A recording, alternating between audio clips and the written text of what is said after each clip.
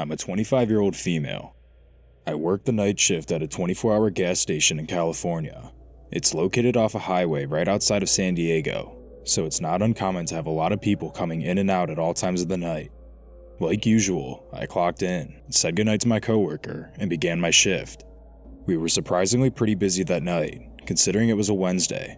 Everything started off like any other normal night, until about a couple hours into my shift. I was checking out a couple customers when the phone started to ring. I usually try to find any excuse I can when the phone starts ringing, since I hate dealing with people on the phone. In this scenario, it was perfect because I was attending to customers. However, in most cases, when I didn't have a viable excuse, I'd have to answer all the calls we got. In the past, my boss has yelled at me several times for not answering the phone, telling me that he checks the call logs every time he's in. Anyways, I finished checking out the customers, and by then, the phone stopped ringing. About 5 minutes later, the phone rang again. This time, I had no choice but to answer, since I was on my phone in the back room. I picked up, saying, "Hi, how can I help you?" as I'm forced to say by my boss, who also apparently listens to phone calls. In the first few seconds, there was silence. Right when I was about to hang up, I heard a man's voice say, "Is Tommy there?" Keep in mind, I've been working here for the past year, so I'd know if there is, or was, an employee by that name. I replied, no, there's no Tommy here, sorry," and they hung up. I honestly thought nothing of it, and went in the back to go on my phone. Fast forward another hour. It was probably around 1 or so, and the traffic both inside and on the roads died down. I decided to get started on the overnight stocking, which was best to do when there weren't any people. As I was doing this, the phone rang again. I picked it up, saying the usual, "Hi, how can I help you?" and there was no answer. I tried saying hello a couple more times, but to no avail. I hung up and got back to work. As soon as I got back to where I was originally stocking, the phone rang again. The same exact thing happened. I picked it up, said hello, but no one was there. I started assuming that it was some sort of prank call, since it seemed awfully strange and weird if a person was calling with an actual question. Well, this is when everything started to get really weird. Within almost the exact same time span it took to get those past 2 calls, the phone started ringing again. I walked over to the counter and looked at the number, seeing that it was the same exact person calling. I ignored it and went back to work.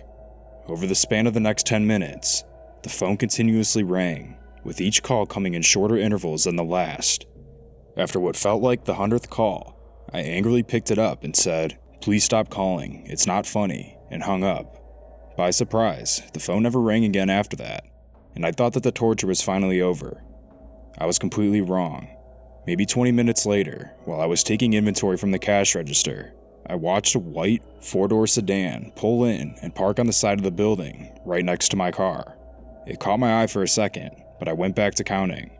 That's when the phone rang. It was the same number that called from earlier. I ignored it, annoyed, but also a little freaked out now. As I finished counting, I closed the cash register and looked at the security cameras. The white car was still there, which was strange. No one had gotten out or anything. It was just sitting there, with both the lights and the engine off. I'm usually one to not get spooked, but the combination of the weird phone calls and now this car sitting outside for the past 10 minutes was admittedly starting to scare me. I went and sat down in the back room when the phone started ringing. I got up and checked the number, seeing that it was still the same person harassing me. I picked it up and sternly said, "If you call this number again, I will be contacting the police." As I waited for a reply in complete silence, my skin turned cold.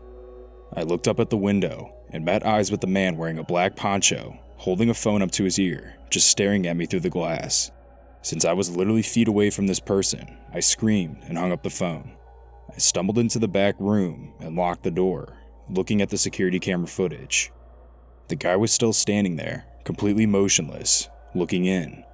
I was filled with sheer horror. The phone continued to ring, and every time it did, I watched the man hold the phone up to his ear and redial every time I didn't answer. This went on for 10 minutes straight, until a couple of guys walked up to him and seemingly told him to leave. I watched as he walked back into his car, but he never left. He just sat in there. I still had a few hours to go in my shift, so I texted my coworker asking if he could come in early. By some crazy chance, he was awake and came in 20 minutes later.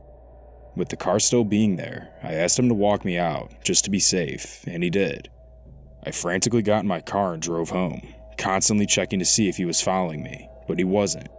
When I got home, my coworker texted me, saying that the guy left in the opposite direction, within minutes of me leaving.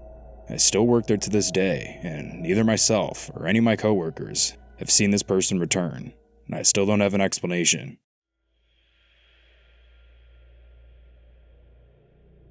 I'm a 17-year-old female, and I live in Oklahoma, so daylight savings takes our sunset from around 7 or 8 p.m. to about 5:30 or 6 p.m. This happened during winter, so if you're out past 5:30, you'd be in darkness other than the faint light from street lamps. The area I live in has been in an overall decline. It has since filled out, hit its prime, and died down, meaning crime, drugs, and other stuff like that were getting more common. It used to be considered a pretty safe place to live, and I used to get called spoiled when I was younger because a lot of the homes were very nice. I work at a vet clinic about 4 blocks away from my house. It was convenient, quick to work, quick to home. Now, I live with my parents, and usually have a ride from them, but I myself do not have a car.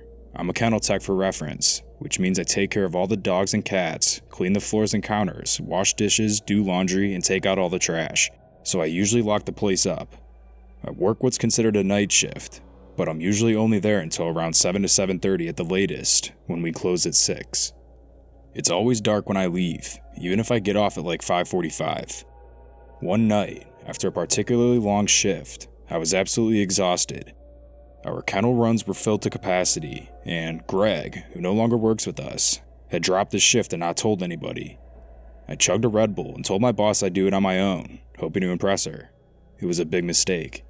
I ended up staying there until 8, which is super late for anybody working as a kennel tech. We only take dogs and cats, and usually stop taking walk-ins at 5. When I finally finished, I did the last rounds, where I told the dogs and cats goodnight, started the last load of laundry in the dryer, and made my way out. I clocked out, set the alarm, locked the deadbolt, and took 2 steps when I saw 3 dudes loitering at about 300 feet away at our mailbox. Keep in mind, this is a residential area. There is nothing but neighborhoods. There was absolutely no reason for anybody to be at the clinic. There's a perfectly good convenience store and a CVS just down the road for that. I'd already shut the door, which I had a body slam shut, since it weighed at least 200 pounds, and thunked the deadbolt into place. All of this was very loud, and by the time I turned around, they all saw me. I locked eyes with one for a solid 10 seconds. He was tall, broad-shouldered, and his hood was high enough that I couldn't see his face. Immediate red flags shot through my entire body as my heart skipped. I did what I was always told to do, and simply tried to walk around them, giving them a wide berth. I took a solid 8 steps and heard feet smacking the ground. The first step I heard was all it took for me to turn on my heel and book it for the door. My key was clutched in my hand, Wolverine style, because I walk home with it like that. So I fumbled with the lock for a moment and finally undid the deadbolt. I slipped inside and felt my heart drop when one of them snatched at my sleeve, just as the door slammed on his fingers. I've never been so relieved to hear someone scream in pain, and for once was happy the door weighed so much. I didn't enter the building gracefully, promptly tripping through the threshold in my desperate attempt to remove him from my sleeve.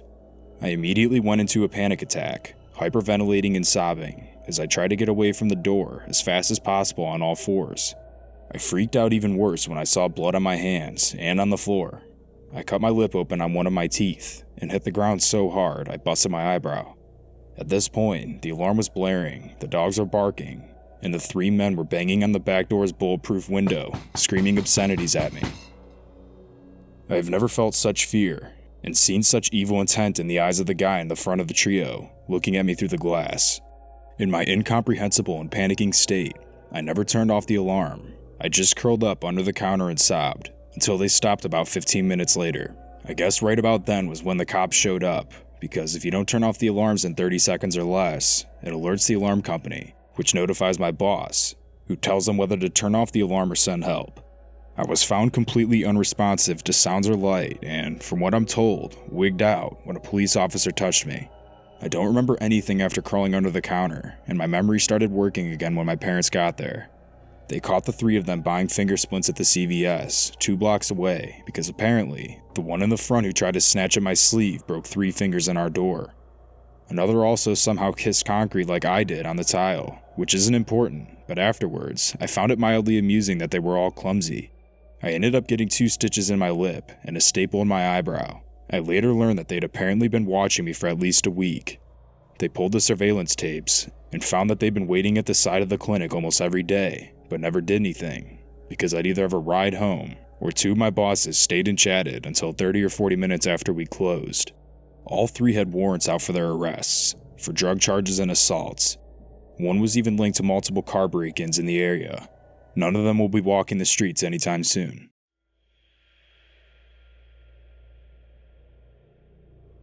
I used to work security for a resort, way out in the woods by my hometown. Holiday Inn owned the resort, so it was high quality, but it was at an odd location. The overall size was massive. I was the guard at the first station that would greet visitors as they entered the property. The guard shack was small, about a 15 by 15 foot square building. There was a microwave, small fridge, desk, and monitors. I used to just sit there and watch the cars coming from all the way down the old country road that led to the property. The job was really cool. I got to be lazy most of the time and just kick back, watch movies, and chill out. I had to check people in who were entering the resort, making sure they were staying there. It was really low stress, and the only time I had to leave my post was when there was an emergency that needed my assistance, and there were very few occurrences like that. This night, however, was completely different. The area surrounding the guard shack was just acres of dense woods, followed by a small town of 300 plus people and farmland.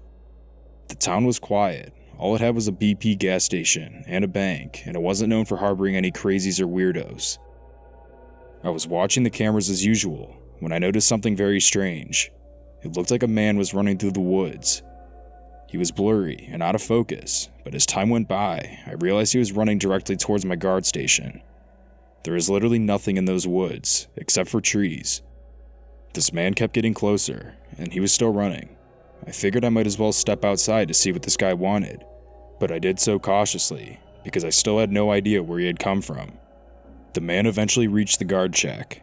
He was about 5'2", Hispanic, short hair, and clean-shaven, and he looked like he was about 40 years old. He was wearing a torn-up, bloody shirt and wasn't wearing any shoes. Not to mention, he was covered in sweat and dirt. He was totally pale, and he looked like he had been crying. He was out of breath and totally hysterical. He kept repeating these chilling words, saying, "Please help me, man. They're trying to hurt me. They wouldn't let me leave. They're trying to kill me." He kept screaming, and I asked him where he came from, where he responded by pointing to the direction of the woods. That put a deep thud into my stomach. It made me feel really weird and uncomfortable.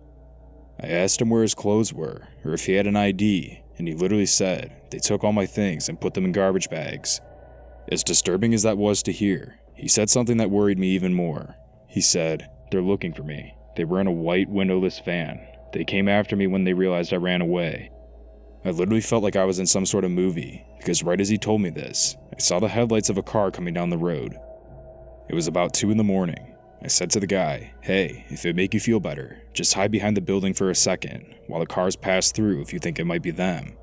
Well, surely enough, there was a white windowless van driving towards the guard shack. They didn't stop though, and literally just drove right past the little holding area. They made a U-turn and went down the other road next to the shack. Seeing that scared the crap out of me. I immediately radioed into my colleagues and let them know the situation. All of the security officers met up and spoke with the guy. Myself, along with the man and 3 other security guards, sat inside the guard shack as we watched the van slowly drive around the parking lot. They eventually came to a stop about 100 yards away and turned off their lights along the side of the woods. At that point, we decided to call the police and let them know what was going on. A couple minutes later, the van's lights turned on again, and it began driving directly towards us. My one buddy, Jared, stepped outside in the road and tried to wave the van down to get them to stop. They didn't stop or slow down at all, and only sped up, almost hitting Jared, who was standing in the middle of the road. The license plate was covered in tape, so we couldn't give that information to the police. Maybe 15 minutes later or so, the police finally showed up. The officers weren't able to do much, except for offering to take the guy wherever he needed to go. I never found out what happened after that, and it still remains to be the eeriest encounter I've ever had.